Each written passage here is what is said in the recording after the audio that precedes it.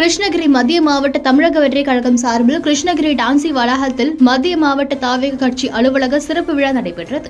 மாவட்ட செயலாளர் சுரேஷ் தலைமையில் நடைபெற்ற இந்த நிகழ்ச்சியில் நூற்றுக்கணக்கான கட்சியினர் கலந்து கொண்டனர்.